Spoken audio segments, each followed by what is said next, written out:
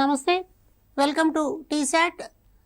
ఉపాధ్యాయ అర్హత పరీక్షలో భాగంగా మనం చైల్డ్ డెవలప్మెంట్ అండ్ పెడగాగికి సంబంధించి వివిధ అంశాలను పరిశీలిస్తున్నాం. అందులో అభ్యసనలో సంబంధించిన అభ్యసన సిద్ధాంతాలు అన్నవి గమనించాం. నిర్మాణాత్మకవాద సిద్ధాంతాలు, సంసర్గవాద సిద్ధాంతాల ద్వారా అభ్యసనం జరుగుతుంది అనుకున్నాం. అలాగే పరిశీలనావాద సిద్ధాంతాలు కూడా మనకెంతో ముఖ్యంగా కనిపిస్తాయి. అయితే అభ్యసనం జరగడానికి ధారణ, ప్రేరణ అన్నవి చాలా అవసరంగా ఉన్నాయి. మనకి ప్రధానంగా ఉద్దీపన, ప్రతిస్పందనల ద్వారా పునర్బలనం జరగడం అన్నది కూడా చూస్తూ ఉన్నాం. అయితే ఇలా జరిగేటువంటి అభ్యసనాన్ని మనం గమనించి చూసినప్పుడు విద్యార్థి అభ్యసన సన్నివేశాల్లో పాల్గొన్నప్పుడు ఎలా నేర్చుకుంటున్నాడు అన్నదాన్ని అర్థం చేసుకోవాలి.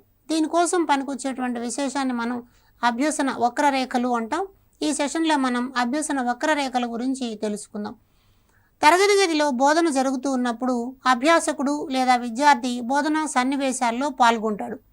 ఉపాధ్యాయుడు అందిస్తున్నటువంటి అభ్యసనాంశాలను నేర్చుకుని తద్వారా వాటిల్లో సమర్థత పొందడానికి, ప్రవర్తన మార్పును పొందడానికి ప్రయత్నం చేస్తాడు. లేదా వైగాట్స్కీ బోధనా విధానంలో పేర్కొన్నట్టు అభ్యసన కృత్యాలలో పాల్గొంటూ గత అనుభవాలకి ప్రస్తుత అనుభవాలను కలుపుకుని జ్ఞాన నిర్మాణాన్ని పొందుతాడు. లేదా ఎవరైనా వ్యక్తులను, నమూనాలను పరిశీలించి ఆ మాదిరిగా ఉండడానికి ప్రయత్నం చేసేటువంటి సాంఘిక అభ్యసన పద్ధతులను కూడా పాటిస్తారు. కాబట్టి విభిన్న రకాల బోధనాభ్యసన సన్నివేశాలు పాఠశాలలో అందించబడుతూ ఉంటాయి. ఇలా జరిగేటువంటి బోధనలో పిల్లలు ఏం నేర్చుకుంటున్నారు, ఎక్కడైనా ఇబ్బందులు ఉన్నాయా, ఇబ్బందులను ఎలా అధిగమిస్తున్నారు, తప్పులు చేస్తున్నారా, చేసినటువంటి తప్పులను సవరించుకోవడానికి ఎలాంటి ప్రయత్నాలు చేయాలి, అయితే పిల్లలు నేర్చుకునేటువంటి వేగం అందరిలోనూ ఒకేలాగా ఉందా, లేకపోతే అన్ని బోధనాంశాలని ఒకేలాగా నేర్చుకోగలుగుతున్నారా, ఈ విషయాలన్నింటినీ తెలియజేసుకోవడం కోసం మనకి అభ్యసన వక్రరేఖలు అన్నవి పనికొస్తాయి. అయితే ఈ అభ్యసన రేఖ అన్న దాంట్లో మనం పిల్లలు ఏం నేర్చుకుంటున్నారన్న దాన్ని కీలకంగా చూస్తాం. ఈ అభ్యసన రేఖకు సంబంధించి రెండు అంశాలు మనకుంటాయి. ఎక్కడైనా గ్రాఫ్ గీసే సందర్భాల్లో ఎక్స్ అక్షము, వై అక్షము అని రెండు కనిపిస్తాయి. ఈ ఎక్స్ అక్షము, వై అక్షము అన్నటువంటి వాటి మీద మనం ఎక్స్ అక్షం మీద కాలాన్ని, వై అక్షం మీద దక్షత అంటే ఎంత సాధిస్తున్నాడు, నిష్పాదన అని కూడా మనం అంటాం. ఈ వై అక్షం మీద నిష్పాదన తీసుకుని ఏ కాల వ్యవధులలో ఎంతెంత స్థాయిలో పిల్లలు అభ్యసనాన్ని పొందుతున్నారని తెలుసుకోగలగడానికి పనికొచ్చే రేఖలని అభ్యసన వక్రరేఖలు అంటాం. సాధారణంగా ఎప్పుడు అభ్యసనం జరిగినా కూడా గతంతో పోలిస్తే ఇవాళ మరికొన్ని వేరే అంశాలను నేర్చుకుంటారు. కాబట్టి అభ్యసన ఎప్పుడు కూడా ఊర్ధ్వముఖంగా ఉన్నట్టుగా కనిపిస్తుంది అన్నమాట. అంటే ముందు వైపుకు సాగుతున్నట్లుగా కనిపిస్తుంది. ఇలా ముందు వైపుకు సాగుతున్నట్లుగా కనిపించడం సాధారణ అభ్యసన యొక్క విధానం. మనం పాఠశాల అభ్యసనలోనే కాదు, ఏ రకపు అభ్యసన సన్నివేశాల్లో చూసినా కూడా ఒక వ్యక్తి నిన్న కొన్ని అంశాలను నేర్చుకుంటే ఇవాళ వాటికి అనుబంధంగా మరికొన్ని అంశాలను నేర్చుకుంటాడు, తర్వాత రోజు ఇంకొన్ని వేరే అంశాలను నేర్చుకుంటాడు. అలా ఆ విషయానికి సంబంధించి నిపుణత సాధిస్తూ క్రమక్రమంగా అందులో లోతైన పరిజ్ఞానాన్ని పొందడం అన్నది జరుగుతుందన్నమాట. కాబట్టి ఈ రెండు ప్రధానమైనటువంటి అభ్యసన అంశాలు, ఒకటేమో సమయము లేదా కాలము, ఎంత దక్షత ఉన్నది అనే రెండు అంశాల మధ్యన మనం పోలికను చూపిస్తూ గీసేటువంటి రేఖను అభ్యసన రేఖ అంటాం.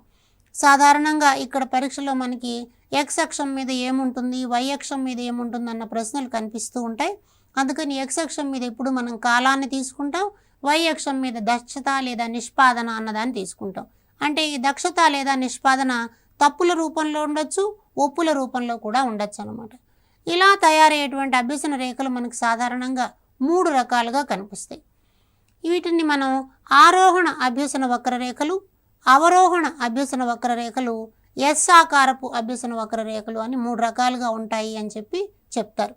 అయితే అభ్యసన వక్రరేఖ ఎందుకు అని మనల్ని అడిగినప్పుడు ఏమిటి, అభ్యసన వక్రరేఖ విద్యార్థి నిర్ణీత కాల వ్యవధులలో ఎలా నేర్చుకుంటున్నాడు అని తెలుసుకోవడానికి పనికొచ్చేటువంటి అంశం. నిర్ణీత కాల వ్యవధులలో ఎలా నేర్చుకుంటున్నాడు అన్నది, లేదా విద్యార్థి కాలానికి అతను నేర్చుకునేటువంటి విధానానికి గల సంబంధాన్ని తెలియజేసేటువంటి అంశము అని కూడా మనం అనొచ్చు. కాబట్టి రెండు పాయింట్లు జాగ్రత్తగా చూడండి.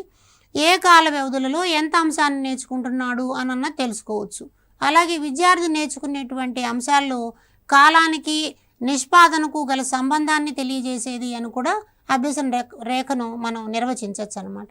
కాబట్టి ఈ 3 రకాల రేఖల మీద మనకి పరీక్షలో సాధారణంగా ప్రశ్నలు వస్తుంటాయి. వాటి గురించి కొంత అవగాహన పొందుదాం. ఉదాహరణకి ఆరోహణ అభ్యసన వక్రరేఖ అని అన్నాం అనుకోండి. ఈ ఆరోహణ అభ్యసన వక్రరేఖ ఎక్స్ అక్షం మీద కాలము, వై అక్షం మీద నిష్పాదన అన్నది కనిపిస్తుంది. అంటే నిష్పాదన అంటే ఒప్పులు అనొచ్చు అనమాట. మనం ఒప్పులు అంటే రైట్. అంటే ప్రారంభంలో అభ్యసన ప్రారంభించినప్పుడు నెమ్మదిగా జరుగుతూ ఉంటుంది. అభ్యసనలో నెమ్మదిగా కాలం గడిచే కొద్దీ వేగాన్ని పుంజుకుంటూ ఉంటుంది. కాబట్టి నెమ్మదిగా ఈ అభ్యసన వక్రరేఖ పైకి ఎదుగుతూ ఊర్ధ్వముఖంగా కనిపిస్తుంది. కాబట్టి ఆరోహణ అభ్యసన వక్రరేఖ అని అన్నది ప్రారంభంలో తక్కువ వేగాన్ని, కాలం గడిచే కొద్దీ ఎక్కువ వేగాన్ని పొందుతూ ఉంటే దానిని మనం ఆరోహణ అభ్యసన రేఖ అంటాం అన్నమాట. కాబట్టి దీనిలో మనము కాలము, నిష్పాదన అన్నది ప్రధానం.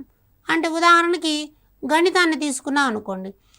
మొదటి వారంలో పిల్లలు 9 వరకు నెంబర్లు నేర్చుకున్నారు. 2 నెలల తర్వాత 2 అంకెల సంఖ్యల గురించి కూడా తెలుసుకున్నారు. ఆ తర్వాత 3 నెలలు గడిచేటప్పటికి 1 అంకె కూడికతో లెక్కలు చేయగలిగారు. ఆ తర్వాత మౌఖికంగా ఉండేటువంటి ప్రశ్నలకు సమాధానం చెప్పగలిగారు. కాబట్టి కాలంతో పాటు నిష్పాదన కూడా పెరుగుతూ కనిపించడం అన్నది ఇక్కడ ప్రధాన అంశం. గతంలో దీని మీద అడిగిన ప్రశ్న ఏంటంటే కాలము, నిష్పాదన అనులోమ సంబంధంలో ఉంటాయి అని తెలిపే వక్రరేఖ ఏది అని అన్నారు. అనులోమ సంబంధంలో ఉండడము అంటే కాలం పెరుగుతూ ఉంటే నిష్పాదన సామర్థ్యం కూడా పెరుగుతూ ఉండడం అని అర్థం. ఇవి రెండు ఒకదానికొకటి పరస్పర సంబంధం కలిగినటువంటి అంశాలుగా కనిపిస్తాయి. కాబట్టి ఎక్స్ అక్షం మీద కాలాన్ని, వై అక్షం మీద రైట్లు లేదా ఒప్పులు అన్నటువంటి వాటిని తీసుకుంటారు. ఇప్పుడు మనకి భాషలో కూడా ఇలాంటివే కనిపిస్తాయి. ప్రారంభంలో అక్షరాలు నేర్చుకుంటారు. కాలక్రమంలో ఆ అక్షరాల ఆధారంగా 2 అక్షరాల పదాలు, 3 అక్షరాల పదాలు నేర్చుకుంటారు. తర్వాత గుణింతాలు నేర్చుకుంటారు. తర్వాత గుణింతాలతో ఏర్పడేటువంటి పదాలు, చివరిగా వాక్యాలు, పేరాలు నేర్చుకుంటారు. కాబట్టి కాలం గడుస్తూ ఉన్న కొద్దీ నిష్పాదన సామర్థ్యం అన్నది పెరుగుతూ ఉండేటువంటి రేఖలని ఆరోహణ అభ్యసన వక్రరేఖలు అంటారు. ఆరోహణ అభ్యసన వక్రరేఖల్లో కాలము, నిష్పాదన రెండు ఒకదానికొకటి అనులోమ సంబంధంలో ఉన్నట్టుగా కనిపిస్తాయన్నమాట. ఎక్కువ సందర్భాల్లో అభ్యసన ఆరోహణ వక్రరేఖగానే ఉంటూ ఉంటుంది. అయితే మరొక అభ్యసన వక్రరేఖను చూద్దాం. దాన్ని అవరోహణ అభ్యసన వక్రరేఖ అంటాం. అవరోహణ అభ్యసన వక్రరేఖ ఇందాకటి చెప్పుకున్న వక్రరేఖకి ఉల్టా రివర్స్గా ఉంటుందన్నమాట. అంటే ఇక్కడ కూడా ఎక్స్ అక్షం మీద కాలాన్నే తీసుకుంటాం, కాకపోతే తప్పులు అనన్న ఉంటాయి. అంటే ప్రారంభంలో అభ్యసన చాలా వేగంగా ఉంటుంది, క్రమక్రమంగా అభ్యసన తగ్గిపోతూ కనిపిస్తుంది అనమాట. అంటే మొదట్లో ఏమో తప్పులు తక్కువగా ఉంటాయి, రాను రాను తప్పుల సంఖ్య పెరిగిపోతూ ఉంటుందన్నమాట. అంటే అభ్యసనాంశము కష్టంగా ఉండడము, లేకపోతే నేర్చుకోవడం మీద ఆసక్తి లేకపోవడం, లేకపోతే పరీక్షలు అన్నటువంటి భయం ఉండడం, గత సామర్థ్యాలు లేకుండా ఉండడం, ప్రీ రిక్విజిట్స్ అంటాం, ఇవి లేకుండా ఉండడం, ఇలా జరిగినప్పుడు అభ్యసనలో వేగం క్రమంగా తగ్గిపోతూ కనిపిస్తుంది. మనం గణితాన్ని ఉదాహరణగా తీసుకుని చూసినట్లయితే ప్రారంభంలో నంబర్లు చాలా వేగంగా నేర్చుకుంటారు. 1 అంకె కూడికలు, తీసివేతలు కూడా బాగా నేర్చుకుంటారు. కానీ తర్వాత రాత లెక్కల్లోకి వస్తాం. రాత లెక్కల దగ్గరకు వచ్చేటప్పటికి అభ్యసన వేగం పడిపోతుంది. 2, 3 అనిస్తే అవి రెండింటినీ కూడి మొత్తం 5 అని చెప్పగలిగిన పిల్లవాడు ఒకరి దగ్గర 2 రూపాయలు ఉన్నాయి, మరొక దగ్గర 3 రూపాయలు ఉన్నాయి, ఇద్దరి దగ్గర కలిపి మొత్తం డబ్బు ఎంత అని రాత రూపంలో లెక్కనిచ్చేట్లే చేయలేకపోతాడు. అంటే అక్కడ నెమ్మదిగా నిష్పాదన తగ్గిపోతోంది అని అర్థం. కాబట్టి అభ్యసన ప్రారంభంలో వేగంగా ఉండడం, క్రమంగా వేగాన్ని కోల్పోవడం, అంటే కాలం గడిచే కొద్దీ అభ్యసనలో వేగం కోల్పోతే దానిని మనం అవరోహణ అభ్యసన వక్రరేఖ అంటాం. ఈ కోల్పోవడానికి ప్రధాన కారణం ఏమిటి? విషయ కాఠిన్యత. కంటెంట్ కానీ చాలా కష్టంగా ఉంటే పిల్లలు తప్పులు ఎక్కువగా చేస్తూ కనిపిస్తారు.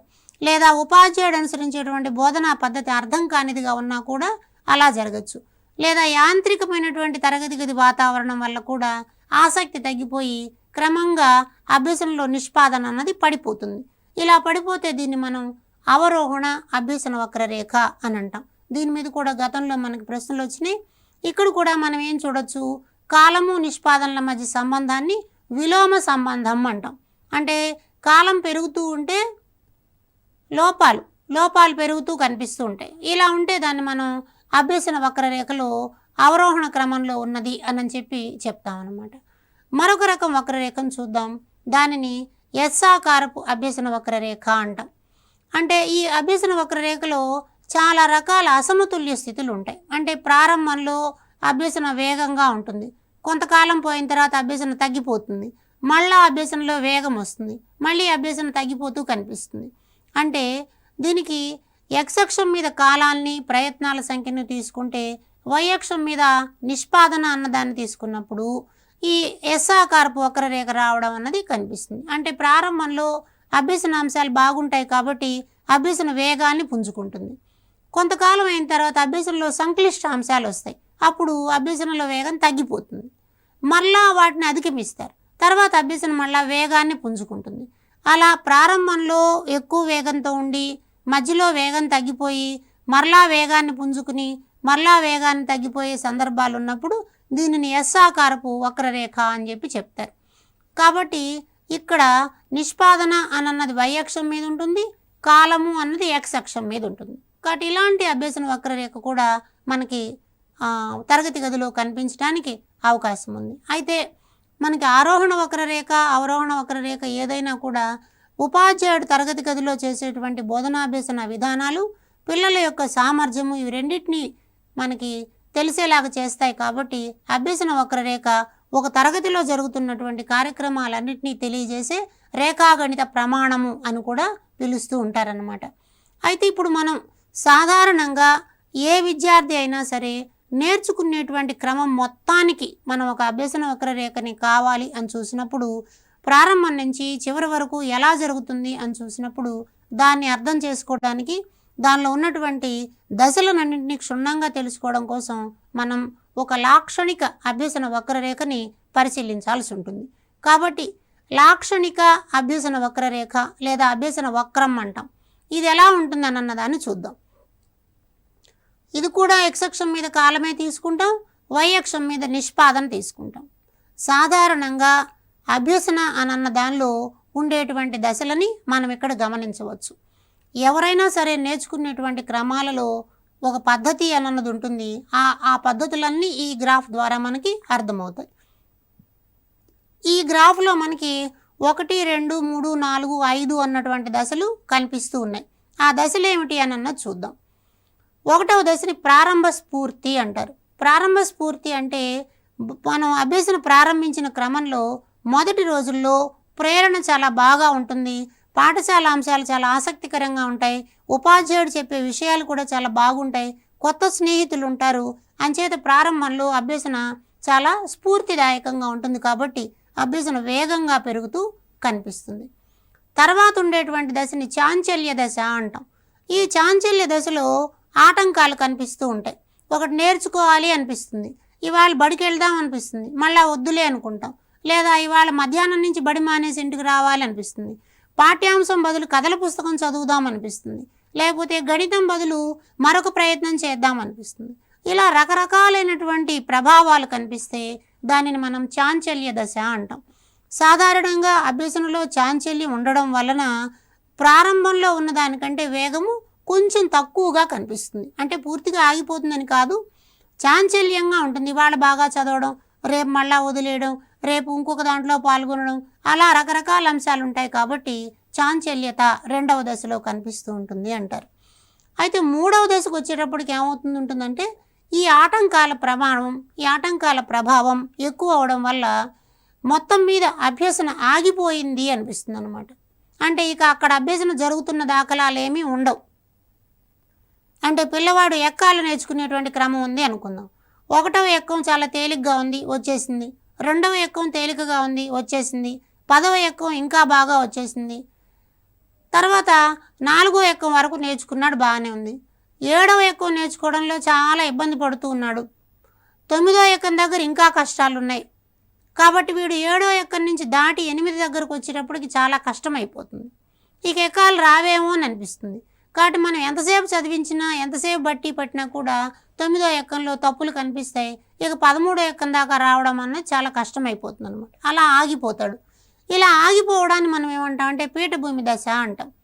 ఈ పీఠభూమి దశలో అభ్యసనం జరగలేదు అన్నట్లుగా కనిపిస్తుంది. ఎందుకు ఇలా కనిపిస్తుందని మళ్ళీ చూద్దాం. తర్వాత పీఠభూమి దశలో ఎదురైనటువంటి ఆటంకాలని మనం కానీ వ్యక్తికి ప్రోత్సాహం ఇవ్వడం ద్వారా, ప్రేరణ కలిగించడం ద్వారా మనం బలపరిచినట్లయితే అప్పుడు ఆ పీఠభూమి దశను దాటి మళ్ళా తిరిగి అభ్యసనాన్ని ముందుకు తీసుకుపోవడానికి ప్రయత్నం చేస్తారు. అలా మళ్ళా ముందుకు పోవడాన్ని మనము ద్వితీయ స్ఫూర్తి అంటాం.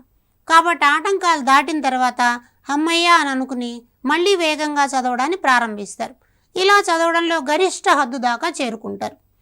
గరిష్ట హద్దు అంటే వాడు ఇంకా అంతకంటే వేగంగా చదవలేని స్థితి వరకు చేరుకుంటాడు. దీనిని మనం శారీరక హద్దు అంటాం. శారీరక హద్దు దగ్గర కూడా అభ్యసన ఒక సమతుల్య స్థితిలో ఉన్నట్లుగా కనిపిస్తుంది అన్నమాట.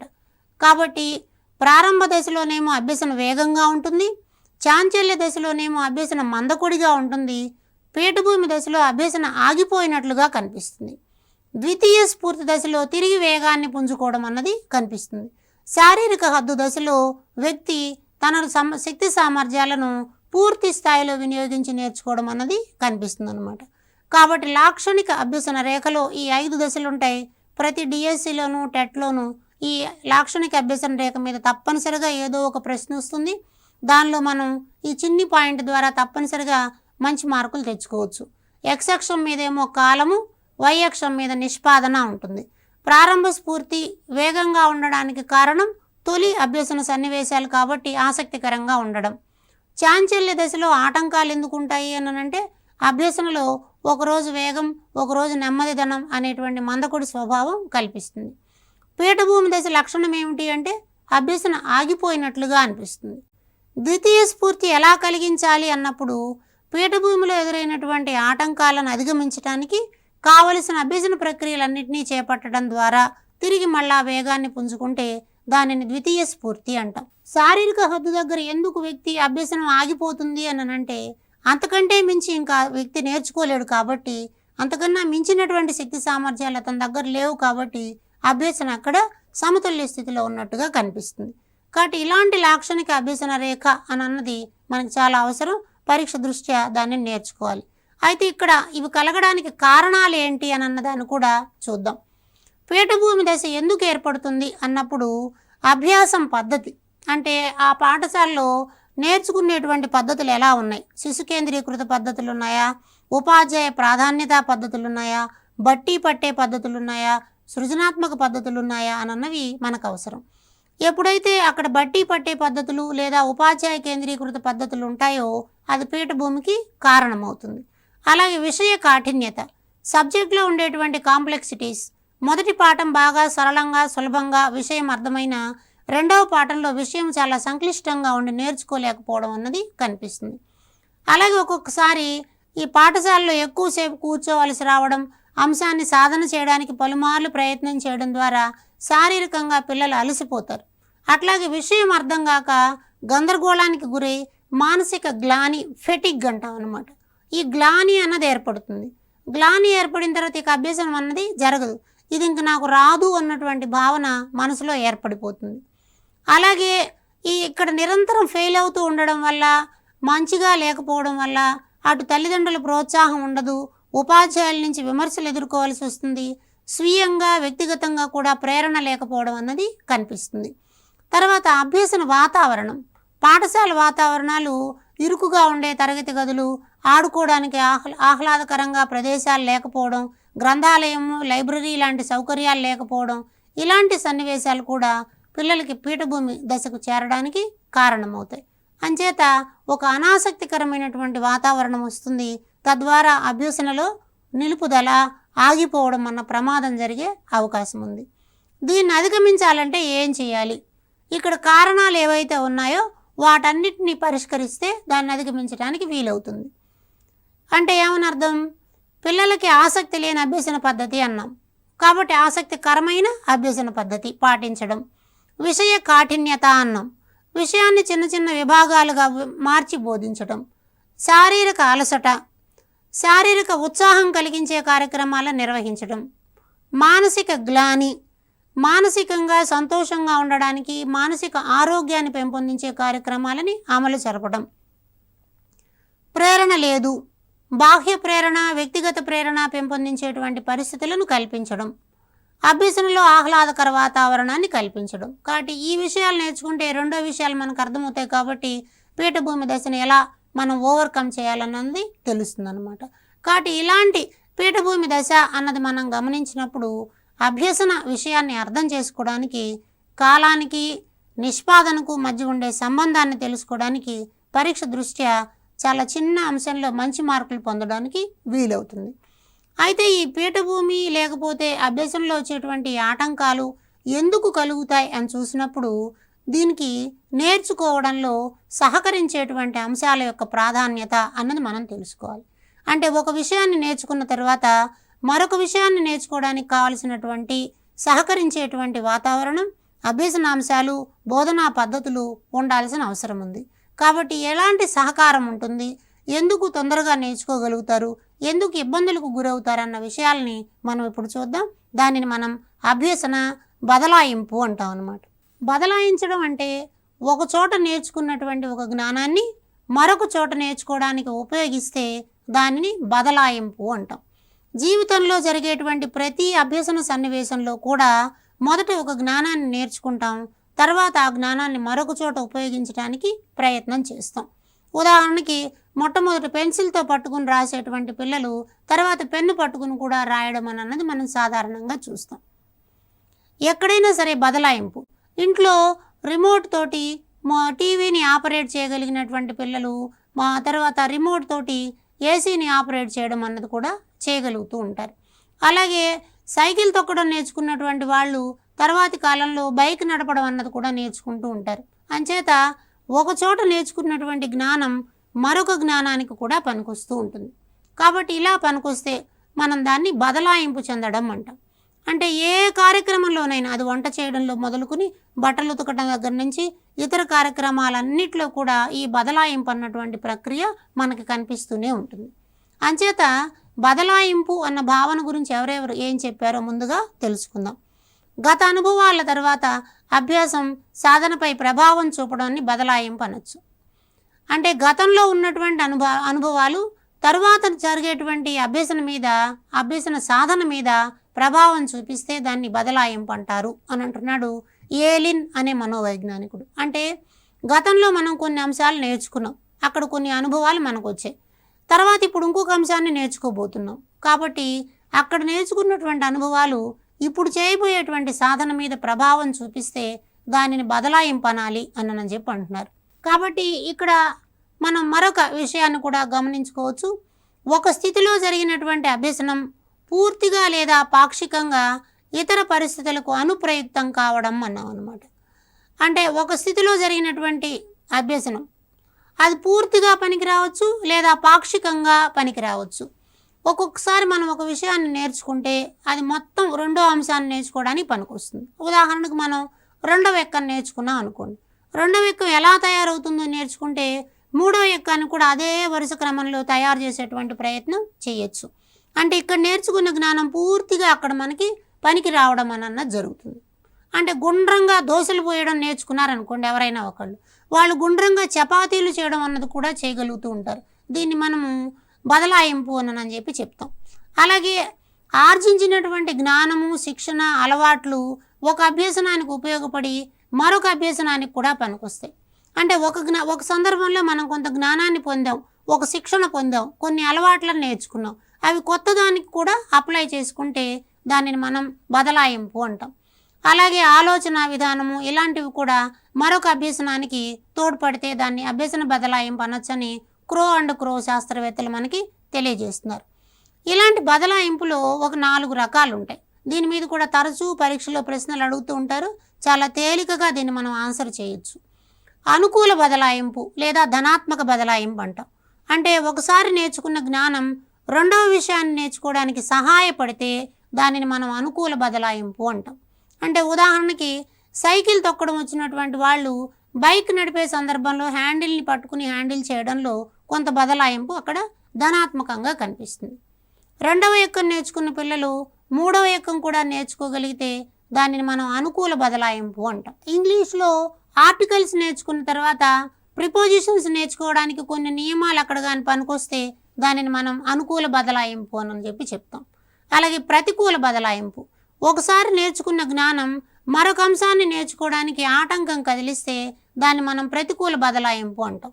అంటే బైకులు నడిపేటువంటి వాళ్ళు కొన్నిసార్లు క్లచ్ ముందుకు వేయాల్సి వస్తుంది, కొన్నిట్లో వెనక్కి క్లచ్ వేస్తారు. ముందుకు క్లచ్ వేసేటువంటి బైక్ నడిపినటువంటి వాడు వెనకకు క్లచ్ వేసే బైక్ను తీసుకోగానే ముందు కాసేపు కన్ఫ్యూజన్కు గురవుతాడు. కాబట్టి దాన్ని మనం ప్రతికూలమైనటువంటి బదలాయింపు అంటాం అనమాట. అంటే ఇక్కడ నేర్చుకున్న జ్ఞానం మరొకటి నేర్చుకోవడానికి ఆటంకం కలిగించడం అని చెప్పి చెప్తారు. శూన్య బదలాయింపు, ఒకసారి ఒక జ్ఞానాన్ని నేర్చుకున్నాం, ఇంకో విషయం నేర్చుకోవడంలో ఇది ఎలాగా పనికి రాకపోతే దానిని మనం శూన్య బదలాయింపు అంటాం. చాలామంది పిల్లలు సివిల్ ఇంజనీరింగ్ చదువుతారు, తర్వాత వీళ్ళు సాఫ్ట్వేర్ రంగంలోకి ఉద్యోగానికి పోతారు. వాళ్ళు భవన నిర్మాణం గురించి నేర్చుకున్నటువంటి జ్ఞానం అక్కడ ప్రోగ్రాం రాయడంలో ఏ రకంగానూ పనికిరాదు. ఇలాంటి బదలాయింపును మనం శూన్య బదలాయింపు అంటాం. ఒకసారి నేర్చుకున్న జ్ఞానం మరొకసారికి పనికి రాకపోవడం. టీచర్ ట్రైనింగ్ చదివినటువంటి విద్యార్థి ఒకవేళ మెడిసిన్లో ఆపరేషన్ చేయాలి అని అంటే టీచర్ ట్రైనింగ్ జ్ఞానం అక్కడ పనికి రాకపోవచ్చు. ఇలాంటి దాన్ని మనం శూన్య బదలాయింపు అంటాం. ద్విపార్శ్వ బదలాయింపు అంటే అది ఇటు నుంచి అటుకి పనికి రావచ్చు. గతంలో నేర్చుకున్న దాన్ని బలపరుచుకోవడానికి ఇప్పుడు నేర్చుకునేది పనికి రావచ్చు, ఇప్పుడు నేర్చింది బలపరచడానికి గతంలో నేర్చినది పనికి రావచ్చు అనమాట. అలా ఉంటే దానిని మనం ద్విపార్శ్వమైనటువంటి బదలాయింపు అంటాం. ఉదాహరణకి ఒక ఆయన హిందుస్థానీ సంగీతం నేర్చుకున్నాడు, ఇప్పుడు శాస్త్రీయ సంగీతం నేర్చుకోవాలనుకుంటున్నాడు, కర్ణాటక సంగీతాన్ని. హిందుస్థానీ సంగీతంలో ఉన్నటువంటి జ్ఞానం కర్ణాటక సంగీతాన్ని నేర్చుకోవడానికి సహాయపడితే దాన్ని ఏకపార్శ్వ బదలాయింపు, ఇటువైపుకు నడిచింది అంట. అలాగే కర్ణాటక సంగీత జ్ఞానము హిందుస్థానీ సంగీతంలో సాధనకు కానీ పనికొస్తూ ఉంటే, గమకాలు బాగా పలకడానికి పనికొస్తూ ఉంటే అది ద్విపార్శ్వ బదలాయింపు అంటాం. ఇటు నుంచి అటు, అటు నుంచి ఇటు. అయితే ఒక్కొక్క సందర్భంలో ఇది ప్రతికూల బదలాయింపుగా కూడా ఏర్పడడానికి అవకాశం ఉంది. హిందుస్థానీలో నేర్చుకున్నటువంటి వాడు కర్ణాటక సంగీతం నేర్చుకోవడంలో ఆటంకాలుగా ఎదురుపడితే అది ప్రతికూల బదలాయింపు అయిపోతుంది. కాబట్టి ఇప్పుడు బదలాయింపు అని అన్నది ఒక దశలో నేర్చుకున్న జ్ఞానం మరొక దశలో నేర్చుకోవడానికి పనికొస్తే దానిని బదలాయింపు అంటాం. ఈ అంశం మీద మనకి చాలా చిన్న చిన్న ఉదాహరణలతోటి మోడల్ పేపర్స్లో కూడా చాలా అంశాలు ఉంటాయి.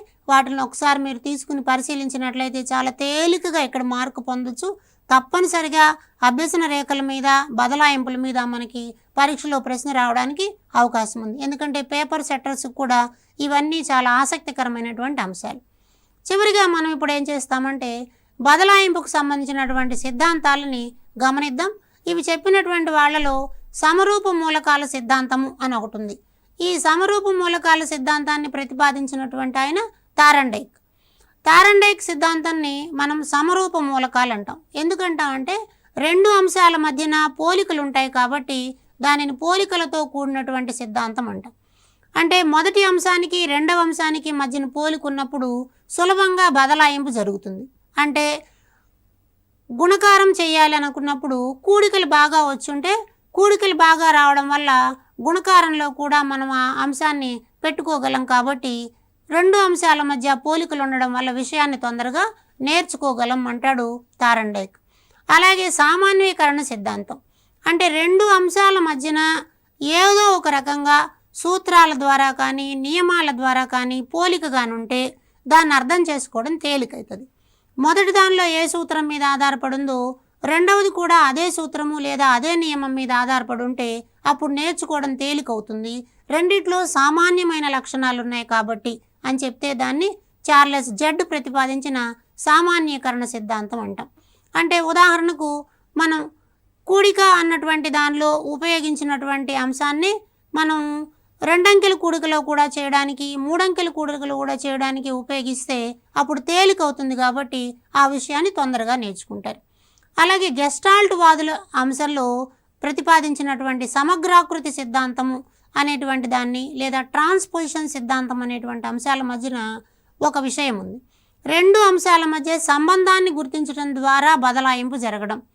రెండు అంశాల మధ్యన సంబంధం ఉంటుంది. ఒక ప్రత్యేకమైనటువంటి సంబంధాన్ని గుర్తిస్తే అప్పుడు మనం దానిని తేలికగా రాయగలుగుతాం. ఉదాహరణకి ఒక వ్యాసం రాసేటువంటి సన్నివేశం ఉంది.